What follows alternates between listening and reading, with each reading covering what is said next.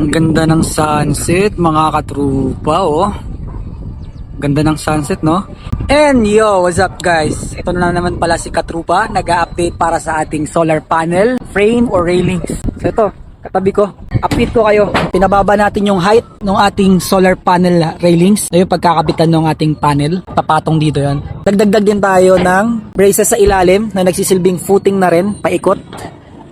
Ayan, so ang gamit nga pala natin dito ay 2.5 by 2.5 na angle bar. Okay? And then naglagay din tayo ng horizontal braces sa taas para hindi lumundo yung ating solar panel. So yun yung update. At kapansin-pansin na puti na rin yung pintura ng ating roof. So same thing doon. Ayan. 15 cm naman yung height nun kasi mas mababa siya, no? Tapos ito rin 15 cm din yung height niyan. So same architecture din or structure din. May braces din sa ilalim tsaka sa taas. So ito naman mas mababa to, naka 10 cm to yung height niyan. Vertical height from the roof itself. Alright. So yun lang mga katrupa. Sana nagustuhan nyo yung content natin.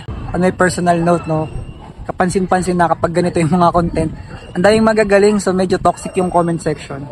Pero pag ang content ko ay tungkol sa running, friendly yung mga nakakapanood na. So ba't kaya? Dahil ba madaling magagaling na Filipino? Iba't iba naman yung diskarte. So yun, salamat sa mga nagko-comment ng mga suggestions sa mga bashers natin. So without you, wala tayong engagement, hindi lalago yung ating community. So maraming salamat pa rin sa inyo kahit medyo toxic. So yun lang mga katrupa, hanggang sa muli. Bye bye.